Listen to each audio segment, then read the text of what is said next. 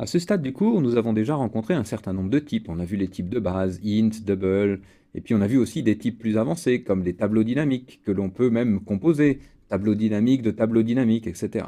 Ce qui rend parfois l'écriture de ces types un petit peu fastidieuse. Pour ces raisons, et pour d'autres que je vais développer juste dans un instant, il peut être intéressant de définir des alias de type, c'est-à-dire de donner un autre nom à des types que l'on a déjà définis. Cela se fait avec le schéma général suivant. Vous commencez votre ligne avec le mot-clé réservé typedef, puis ensuite vous mettez le nom du type auquel vous voulez donner un autre nom, et puis enfin le nom que vous voulez, le nouveau nom que vous voulez donner à ce type, et vous terminez par un point-virgule.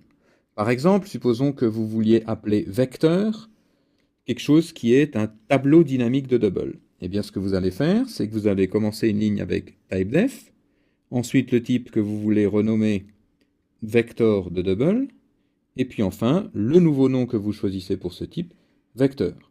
À partir de là, à partir de cette ligne, vous pourrez utiliser soit l'ancien nom, vector de double si vous voulez, soit votre nouveau nom, vecteur avec un V majuscule ici, est strictement équivalent, c'est un alias de vecteur de double. Donc vous pourrez par exemple maintenant déclarer une variable, par exemple, vecteur V, pour déclarer V étant une variable tableau dynamique de double. Vous pouvez bien sûr garder toutes les syntaxes que vous aviez précédemment. Donc par exemple, initialiser un vecteur V2 avec une certaine taille, 3, et puis une certaine valeur, par exemple.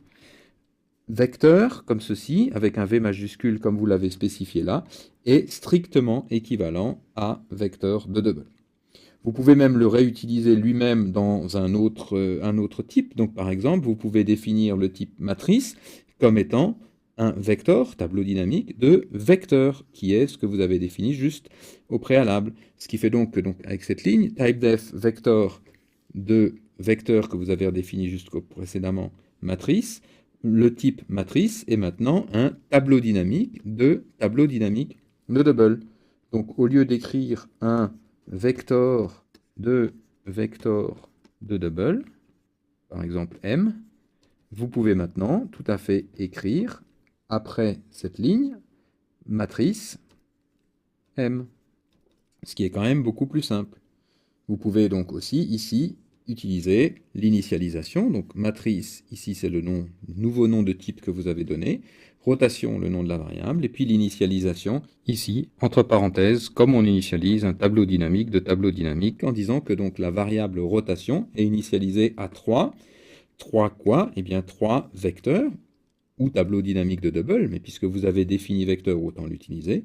3 vecteurs, chacun étant initialisé ici, de taille 3, avec toutes les valeurs à 1. Ce qui va avoir donc comme propriété de vous créer une matrice ici, rotation, qui sera un tableau dynamique de 3 tableaux dynamiques de 3 double, chacun à la valeur 1. Ces alias de type, ces typedef, sont utiles pour trois choses. Tout d'abord, les déclarations de tableaux, comme nous venons de le voir, ce qui permet non seulement d'améliorer la lecture, l'écriture ou la manipulation des vecteurs, des matrices, mais aussi de clairement identifier les concepts, le concept de vecteur, le concept de matrice. Et donc, les typedef permettent de bien définir, bien identifier les concepts. Et c'est peut-être là l'utilisation la plus importante des typedef pour bien identifier les objets que l'on manipule. Prenons un exemple. Supposons que vous ayez un programme dans lequel vous avez besoin de manipuler des distances et vous avez décidé au départ que c'était de type entier. Donc vous avez une distance D, vous l'avez déclarée comme un entier. Vous avez par exemple une distance D2 que vous avez déclarée comme un entier. Et puis supposons aussi que vous ayez des nombres que vous ayez comptés, donc un nombre NB de type entier. Vous avez par exemple aussi des températures, etc. Donc vous avez dans votre programme comme ça plein d'entiers, mais qui représentent fondamentalement des concepts différents, des distances, des températures, des nombres. Et supposons maintenant que vous décidiez de modifier votre programme et que les distances deviennent de type double. La question, c'est de savoir, parmi tous ces ints que vous avez partout dans votre programme, lesquels doivent être changés en double et lesquels doivent encore garder le type int. Pour ça, si vous aviez défini un typedef, la solution aurait été beaucoup plus simple. Si vous avez donc défini comme ça un typedef, ici, typedef int distance, ce qui signifie que donc le terme distance, ici le mot distance représente un entier. Vous pouvez tout à fait l'utiliser donc comme un nouveau type, un alias de type, pour représenter donc par exemple des longueurs, la variable ma longueur.